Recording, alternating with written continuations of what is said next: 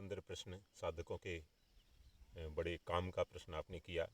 धन्यवाद ऐसे प्रश्न के लिए, क्योंकि इस तरह के ध्यान के, भजन के, एकाग्रता के, साधना के प्रश्न लोग आजकल पूछते नहीं हैं, सांसारिक पूछते हैं। इसलिए मैंने थैंक यू बोला। तो जहाँ तक मन की चंचलता की बात है, उसमें दो तीन चीज़ें। एक तो साधक का एक लक्ष्य उसका होना चाहिए, एक पक्का टारगेट जिसको कहते हैं, एम जिसको कहते हैं, वह होना चाहिए कि मेरे को तो आत्मकल्याण ही करना है। मैं साधक हूँ और मेरा काम है, मेरे को आत्मकल्याण करना है, दूसरा कुछ नहीं करना मेरे को जीवन में। ऐसा एक लक्ष्य उसका हो जाए पक्का, तो फिर मन स्थिर होता है। दूसरी बात वो है अभ्यास करे, खूब ध्यान का खूब अभ्यास करे। भगवान ने कहा अभ्यासेन तु कौन्तेयो वैराग्येण च गृह्यते। अर्जुन जी ने प्रश्न किया, चंचलम ही मनः कृष्ण प्रमाथि बलवज्रढ़। मन बड़ा चंचल है प्रभु, इसको हम कैसे रोक सकते हैं, अपने लक्ष्य में, साधना में कैसे लगा सकते हैं? तो ठाकुर जी ने कहा कि अभ्यास और वैराग्य। अभ्यास, बार बार अभ्यास करना, बार बार अभ्यास करना, एक ही चीज़ को बार बार रिपीट करने का नाम अभ्यास है।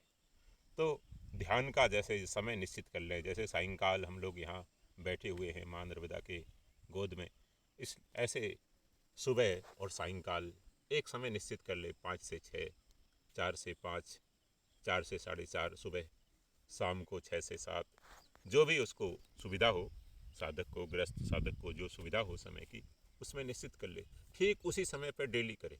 तो मन को एक उसकी आदत पड़ जाएगी, अभ्यास पड़ जाएगा। करत करत अभ्यास के जड़मति होत सुजान, रसरी आवत जात ही सिल पर परत निशान। शिला पर, पत्थर पर निशान पड़ जाता है कुएं के, रस्सी बार बार खींचते खींचते, मन पर क्यों नहीं पड़ेगा? तो संतों ने कहा कि वो अभ्यास करे। और दूसरी बात वैराग्य। अभ्यास तो बहुत लोग करते हैं आजकल, साधनाएं कराई जाती हैं, बहुत से गुरु हैं आजकल, लेकिन वैराग्य की बात नहीं बताते। वैराग्य बहुत जरूरी है। वैराग्य का अर्थ है विगता रागा यस्य स वैराग्य।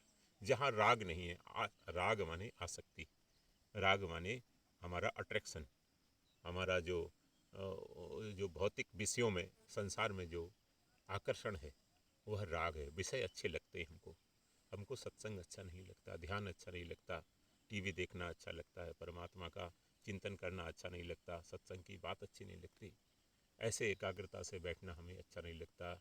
ये राग है, आसक्ति है, अटैचमेंट है। धीरे धीरे इसको हटाए।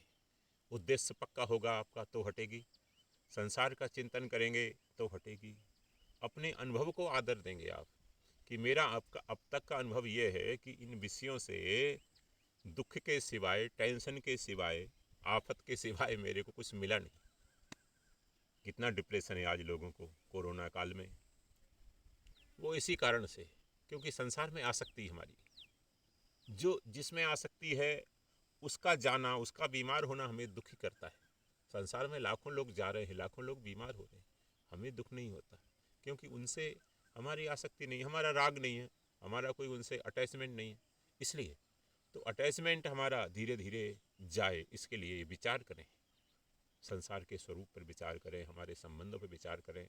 मूल में तो संबंधों की बात यह है कि हम फिर चर्चा कभी करेंगे उसकी, कि ये सब हमारे कर्जदार हैं, ऋणानुबंधी हैं।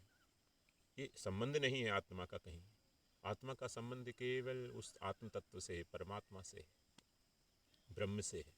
आत्मा और ब्रह्म दोनों एक है, उनका एक ही एका। और ये संसार है और शरीर है हमारा, शरीर और संसार, इससे हमारी एकता नहीं है, जाति एकता नहीं है, सब जड़ हैं, हम चेतन हैं। ऐसे धीरे धीरे इनसे वैराग्य की भावना, अभ्यास और वैराग्य, ये दो चीज़ें रहेंगी, तो आपको धीरे धीरे धीरे धीरे ये संकल्प विकल्प दूर होंगे, अपना उद्देश्य तय होगा। तीसरी बात यह है कि हमारा व्यवहार में जो राग देश होता है, ध्यान काल में उसी में मन जाता है। जहाँ राग है, जिस जिस भाई में, जिस बहन में, जिस बच्चों में, जिस वस्तु में, जिस जगह में, वहाँ मन जाएगा ध्यान काल में। और जहाँ द्वेष है वहाँ मन जाएगा। तो व्यवहार अब हम साधक के नाते ही करें, एज ए साधक ट्रीट करें सबके साथ। व्यवहार ऐसा करें, ना हमारा कहीं राग हो, ना हमारा कहीं द्वेष हो, हमारा कि किसी से वो अटैचमेंट ना हो, डिटैचमेंट ना हो। बहुत ज़्यादा एक साधक की तरह व्यवहार करना है, एज ए साधक। तो साधक की तरह हम व्यवहार करेंगे तो राग द्वेष मुक्त होंगे। राग द्वेष मुक्त होंगे तो मन स्थिर होगा, मन हमारा चंचल नहीं रहेगा, स्थिर होगा। नारायण।